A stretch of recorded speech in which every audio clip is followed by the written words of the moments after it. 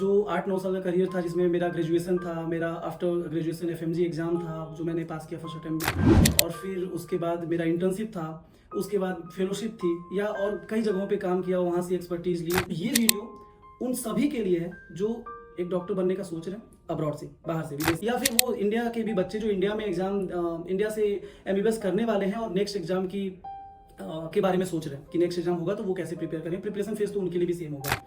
तो ये एक ऐसा वीडियो होने वाला है जिसमें आप एफएमजी जो कि फॉरेन मेडिकल ग्रेजुएट एग्जामिनेशन है, जो अब मे बी नेक्स्ट होगा फ्रॉम 2029 से, एफिशिएंटली आप काम करो कि आपकी आने के बाद आप इतने तैयार हो कि अगर एग्जाम हो रहा है नेक्स्ट मंथ, उसके नेक्स्ट मंथ या जब भी, तो आप उस एग्जाम को पास कर पाओ। Hello everyone, I am doctor Raj and welcome back to my channel.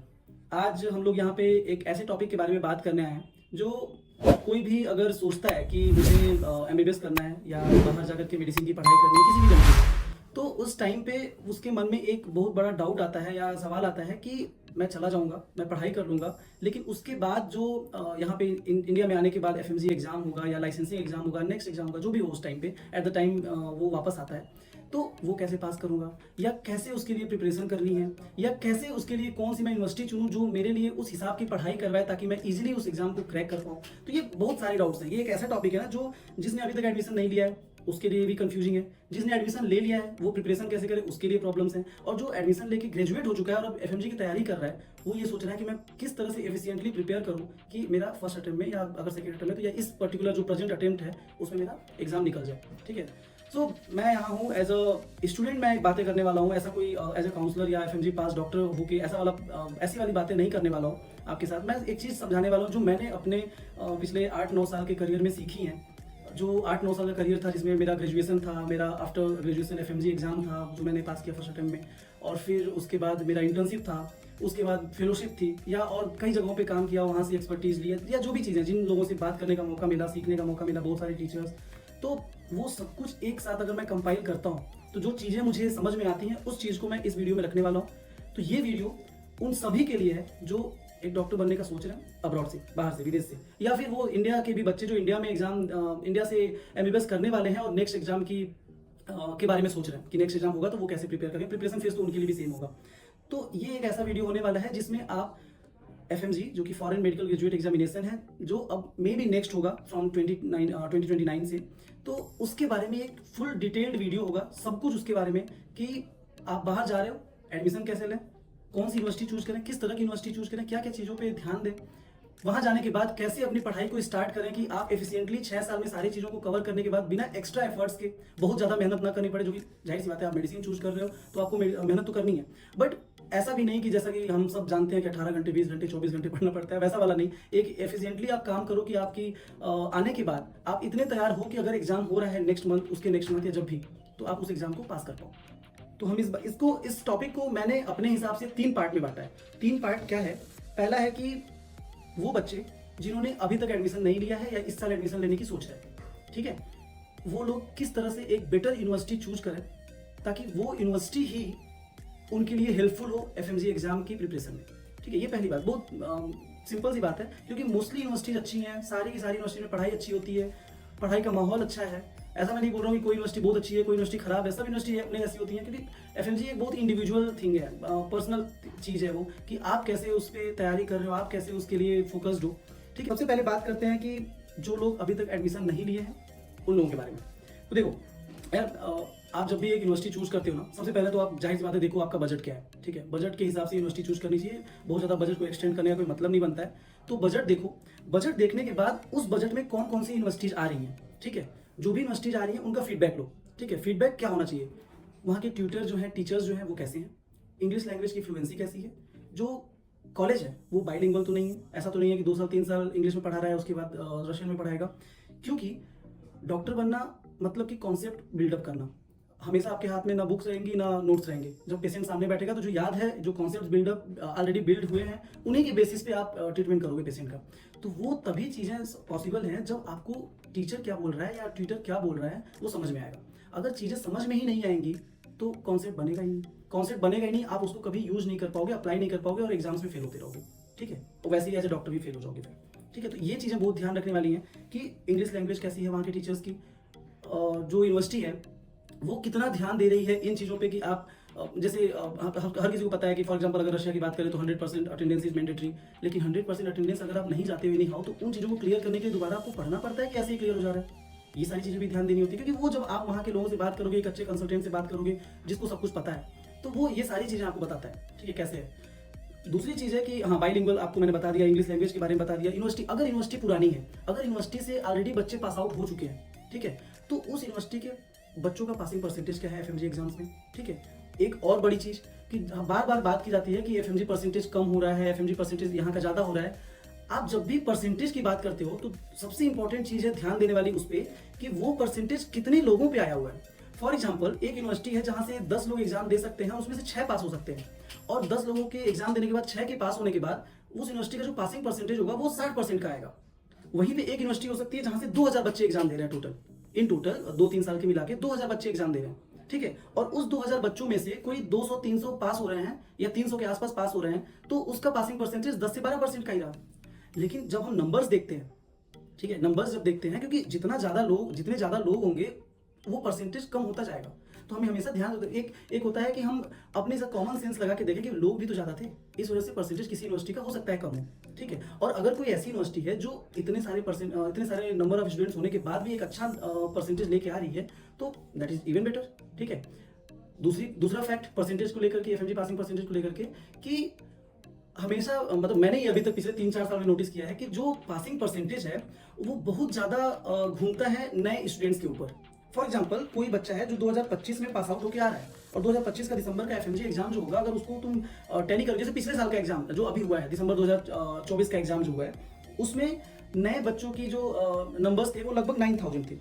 9000 नए बच्चे थे जो फर्स्ट टाइम अटेम्प्ट कर रहे थे, ठीक है। 9000 से 10,000 बच्चे थे लगभग, और ये 9 से 10,000 में से 4-5 हजार पास हो गए। यानी कि फर्स्ट अटेम्प्ट वालों का अगर हम देखें इस हिसाब से, तो परसेंटेज वॉज अबाउट 50%। ये ऐसे ही मैं नहीं बोल रहा हूँ, ये डेटा है ऑलरेडी, कई सारे टीचर्स हैं उन्होंने भी अपने पॉडकास्ट में बोला हुआ है सेम चीज़ें, ठीक है। तो इसका मतलब कि 50% के अराउंड जो पढ़ने वाले, जो सच में डेडिकेटेड थे पढ़ाई को लेकर के, पहली बार यूनिवर्सिटी से इंडिया आए थे और पढ़ रहे थे, उन्होंने तो 50%, आधे लोगों ने तो एग्जाम निकाल लिया। हाँ, कुछ बच्चे ऐसे हैं जो पहले से कई बार 2-3 साल से प्रिपरेशन कर रहे हैं, हो सकता है उनसे कोई चीज़ छूट रही हो या सही स्ट्रेटजी नहीं हो, या एक और चीज़ हो सकती है कि वो कहीं जॉब कर रहे हैं, कोई और काम कर रहे हैं, वो पढ़ाई कर ही नहीं रहे, बस वो एग्जाम देने आ रहे हैं, तो परसेंटेज इस वजह से गिर जाता है। ये रहा एफएमजी परसेंटेज के बारे में, ठीक है। तो वो सारे बच्चे जो अभी सोच रहे हैं कि परसेंटेज कम है ज़्यादा है, वो ये सारी चीज़ें सुने, उनको ये इन चीज़ों से क्लैरिटी आएगी कि एक्चुअल में क्या होता है, ठीक है। अब बात करते हैं कि एफएमजी एग्जाम है क्या बेसिकली, ठीक है, क्योंकि इसे पहले ही बोलना चाहिए था, लेकिन मैं बता देता हूँ अभी कि एफएमजी एग्जाम है क्या। चलो ठीक है, ऐसा सोचो कि आप किसी भी कंट्री में, आप इंडिया के नहीं हो, आप रशिया नहीं जा रहे हो, इन दोनों चीज़ों को हटा दो, आप दूसरी कंट्री की बात करो, ठीक है। फॉर एग्जाम्पल, आप यूके, यूनाइटेड किंगडम, ब्रिटेन, जो भी आप बोलते हो, इंग्लैंड, वहाँ के नागरिक हो, वहाँ से आप एज अ मेडिसिन की पढ़ाई कर रहे हो, एज अ डॉक्टर आप चाहते हो काम करना, तो उसमें क्या होता है कि जब आपकी पढ़ाई कंप्लीट हो जाती है, पढ़ाई कंप्लीट किसी भी कंट्री में, बस इंडिया में ऐसा सिनेरियो था कि आप यूजी जो देते हो, नीट यूजी देते हो, वो एंट्री के लिए आपका एग्जाम है, एग्जिट टेस्ट नहीं था अभी तक, ठीक है, एंट्रेंस टेस्ट बस था।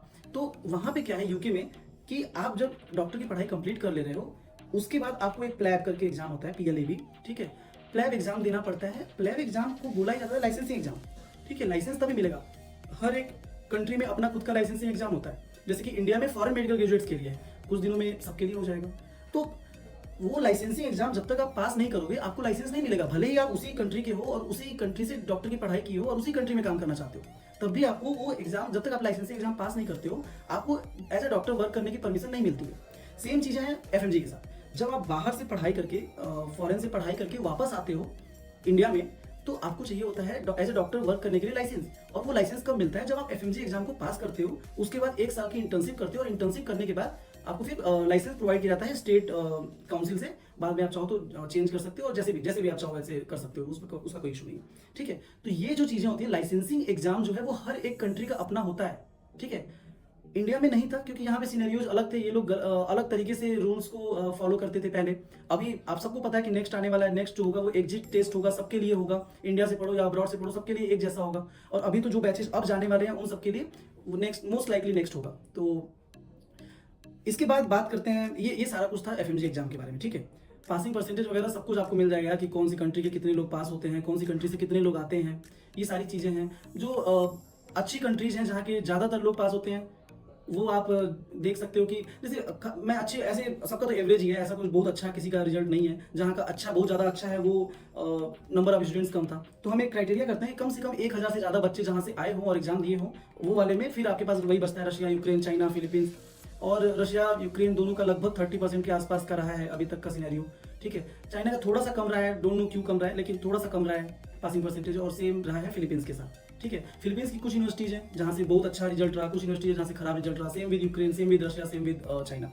ठीक है, अब फिलीपींस और यूक्रेन में एडमिशंस नहीं है, चाइना में भी एडमिशंस ना के बराबर है, तो ऑप्शंस बचते हैं फिर आपके पास किर्गिस्तान, कजाकिस्तान, रशिया, उज्बेकिस्तान, ये सारी कंट्रीज बचती हैं। अगर आप चाहते हो, ये सारी लगभग बजट के हिसाब से आप देख सकते हो कौन सी यूनिवर्सिटी में, कौन सी कंट्री में, कौन सी यूनिवर्सिटी आपके हिसाब से ज़्यादा फेवरेबल हो रही है। ये सारा कुछ था उन बच्चों के लिए जो अभी तक एडमिशन नहीं लिए हैं। अब आती है बात जिनके एडमिशन हो चुके हैं ऑलरेडी, किसी भी यूनिवर्सिटी में, किसी भी कंट्री में वो पढ़ाई कर रहे हैं। ठीक है, आपके लिए क्या है, देखो अब्रॉड में MBBS 6 साल का है। ठीक है, पहला साल, दूसरा साल, तीसरा साल चुपचाप से यूनिवर्सिटी करिकुलम फॉलो करो। ठीक है, कुछ एक्स्ट्रा करने की जरूरत नहीं है यार। देखो लोग बहुत सारी चीजें बोलेंगे, इससे शुरू कर दो, उससे शुरू कर दो, कोई मतलब नहीं बनता है, कोई भी मतलब नहीं बनता है। आप जो यूनिवर्सिटी का करिकुलम है उसको फॉलो करो, लेकिन कैसे फॉलो करो, ऐसा नहीं है कि कुछ पढ़ाई नहीं, चले गए बस हो रहा है, क्लासेस जा रहे हैं, क्लासेस से आ रहे हैं, ऐसे नहीं चलता है। देखो यूनिवर्सिटी करिकुलम फॉलो करने का मतलब है कि जो भी सब्जेक्ट्स चल रहे हैं first year, second year, third year में, फर्स्ट ईयर में मोस्टली रशियन होगा। फॉर एग्जांपल अगर रशिया की बात करें तो रशियन होगा, उसके बाद एनाटॉमी होगा, हिस्टोलॉजी होगा, कुछ देर बाद फिजियोलॉजी आ जाएगा, फिर बायोकेमिस्ट्री सेकंड ईयर में आ जाएगा, माइक्रोबायो आ जाएगा, पैथोलॉजी आ जाएगा, फार्मा आ जाएगा, लेटर आते जाएंगे ये सारी चीजें। तो सबसे पहले तुम यूनिवर्सिटी करिकुलम को फॉलो करते जाओ, और उनके साथ कोई जरूरत नहीं है कुछ भी लेने की। आपके पास लाइब्रेरी होती है, वहाँ पे बुक्स होते हैं, जो टॉपिक कल है। ठीक है, आपके PDF में भी अगर आप एडमिशन लेते हो तो आपको सारी बुक्स प्रोवाइड की जाती है, most of the book, most सारी बुक्स प्रोवाइड की जाती है, इवन एक्स्ट्रा बुक्स प्रोवाइड की जाती है। तो उसमें उन सब्जेक्ट्स के बुक से उस टॉपिक को क्लियर करो। बुक पढ़ लिया, एक कुछ समझा कुछ नहीं समझा फर्क नहीं पड़ता, एक वीडियो देखो, यूट्यूब पे वीडियो सर्च कर लो यार, बहुत सारी वीडियोस मिल जाएंगी। अभी हमारी भी आने वाले चैनल्स पे हम बहुत सारे टॉपिक्स क्लियर करते जाएंगे from the first year to 6th year, हर एक सब्जेक्ट से। तो कहीं से भी देख सकते हो, कोई उस पर रोक टोक नहीं है। जहाँ से आपको जिसकी लैंग्वेज समझ में आती है उसकी लैंग्वेज से देख लो, ठीक है, उसके चैनल से देख लो। अब एक बार जब आप वो टॉपिक क्लियर कर लोगे ना, तो दूसरी बार जब आप बैठोगे क्लास में, वो टॉपिक आपके लिए बहुत ईजी लगेगा। ठीक है, सिंपल आप करिकुलम फॉलो कर रहे हो, बस ये है कि कम से कम 1 घंटा पढ़ाई करके जाओ। ठीक है, 1 घंटा 2 घंटा दो उस पर्टिकुलर टॉपिक को। डेली सारे सब्जेक्ट तो होते नहीं, एक दिन एक सब्जेक्ट है, एक दिन एक सब्जेक्ट है, बड़े सब्जेक्ट जो भी है आप आराम से उसको अपने यूनिवर्सिटी करिकुलम के साथ फॉलो करो। एक अभी मैं या तो मेरे इंस्टाग्राम पे या यूट्यूब वीडियो पे ही मैं एक मतलब यूट्यूब पे ही एक वीडियो लेके आऊँगा, जिसमें मैं ये बता दूंगा कि फ्री ऑफ कास्ट आप कौन से चैनल्स या कौन से वेबसाइट से पढ़ाई कर सकते हो अपनी प्री मेडिकल्स के लिए, बेटर पढ़ाई कर सकते हो, जिसका कोई पैसा नहीं देना पड़े। और अच्छे जैसे डॉक्टर नजीब है, किन्हब है एनाटॉमी के लिए, टीच मी एनाटॉमी 3D है, फिर निंजा नर्ड साइंस है, बहुत सारे हैं। मैं एक अच्छा सा वीडियो इस पे लेके आने वाला हूँ, उसमें आप वो सारी चीज़ें, उसमें लिंक भी होगी, आप लिंक को सेव कर सकते हो, प्लेलिस्ट सेव कर सकते हो और रख सकते हो। मेरे पास गूगल ड्राइव की लिंक है, अगर आप कोई मुझे मैसेज करता है कि भैया पढ़ने के लिए ऐसे कहाँ से क्या पढ़े, तो उसके लिए भी कोई इशू नहीं है, मैं गूगल ड्राइव की लिंक भेज दूंगा। मोस्टली उसमें सब कुछ है, ठीक है, जो आपको जरूरत है, जिसकी जरूरत है। तो पहले 3 साल आप यूनिवर्सिटी करिकुलम को फॉलो करो, बाद के 3 साल भाई आपको कम से कम 2 से 3 घंटा निकालना है अपने स्टडी, सेल्फ स्टडीज के ऊपर। वो यूनिवर्सिटी करिकुलम मैं नहीं बोल रहा हूँ, यूनिवर्सिटी करिकुलम हो गया, उसके बाद जो छूटा हुआ है और जो आने वाला है, वो दोनों सेल्फ स्टडीज करनी है खुद से। ठीक है, अगर ये चलता रहा ना, अगर ये 2 साल भी आपने ठीक से किया, ठीक है, मतलब 4th ईयर 5th ईयर भी ठीक से किया, 5th ईयर 6th ईयर भी ठीक से किया, 6th ईयर में थोड़ा सा चूंकि लास्ट ईयर होता है तो बच्चे इधर उधर होते हैं, पढ़ाई थोड़ी सी ढीली हो जाती है, लेकिन 1-1.5 साल अगर आपने जम के इस पे मेहनत की तो आपका लगभग 70 to 80% जो सिलेबस होगा वो कवर्ड होगा।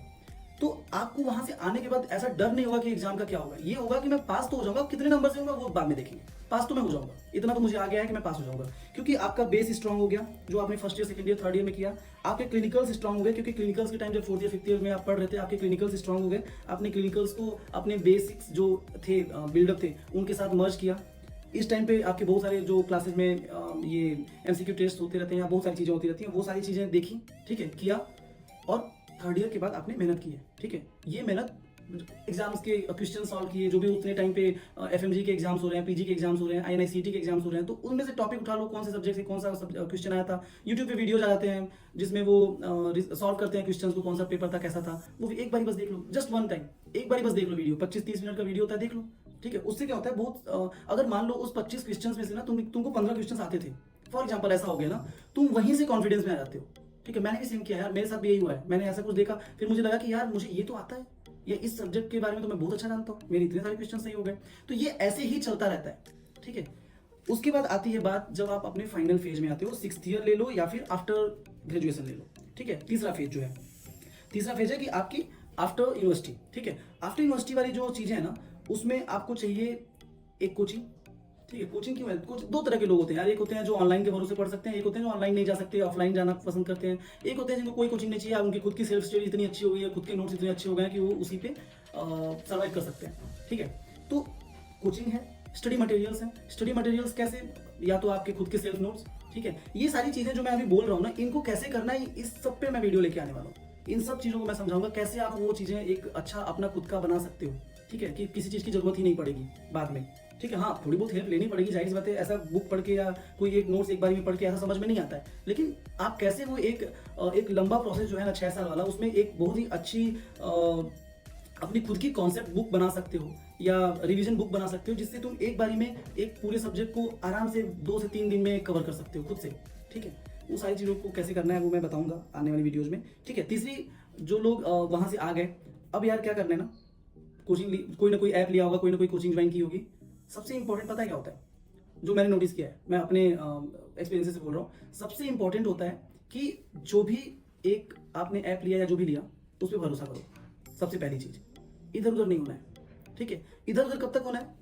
जब तक आप ग्रेजुएशन कर रहे हो, जब तक आप स्टडीज कर रहे हो, जितना इधर उधर होना है हो जाओ, जितनी जगह से इंफॉर्मेशन उठा के रख सकते हो एक पास वो रख लो। जब एक बारी आपका ग्रेजुएशन कंप्लीट हुआ ना, यूनिवर्सिटी कंप्लीट हुई, उसके बाद से आपको एक जगह टिक जाना है, उसी पे जो भी आपने लिया है, जो भी आपके पास है, उस पर टिक जाना है। क्योंकि थोड़ा थोड़ा नॉलेज सबके बारे में हो, इससे बेटर है कि किन्हीं कुछ इंपॉर्टेंट चीज़ों के बारे में पूरा नॉलेज हो, ठीक है, ताकि वो तो क्वेश्चंस गलत नहीं कर पाएंगे।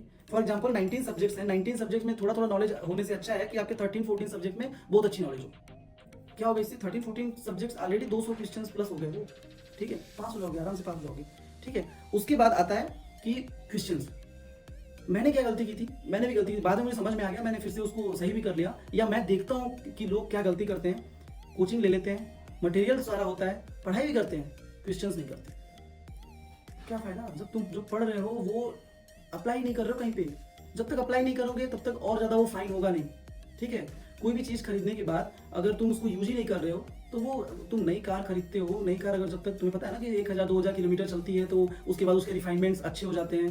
तो ऐसे ही हमारी लाइफ भी है, ठीक है। तुम पढ़ाई करते हो, पढ़ाई को जितनी ज़्यादा यूज करते हो वो और ज़्यादा रिफाइन होती जाती है। अगले क्वेश्चन से उसके अगले क्वेश्चन पे जाते हो तो तुम्हें दोनों में डिफरेंसेस करना आ जाता है, दोनों में क्या गलतियां कर रहा था वो करना आ जाता है। जितना गलत करना है क्वेश्चन उतना गलत करो, कोई रोक टोक नहीं है, सब गलत कर दो, सारे 20 के 20 क्वेश्चन गलत कर दो, कम से कम वो 20 तो अगली बार गलत नहीं होंगे। और अगर वो भी 20 आ रहे हैं और अगली बार गलत भी हो रहे हैं तो 10 होंगे, तीसरी बार में 5 होंगे, चौथी बार में हो सकता है एक भी गलत नहीं होंगे, ठीक है। तो ये ऐसे ही ठीक होता है।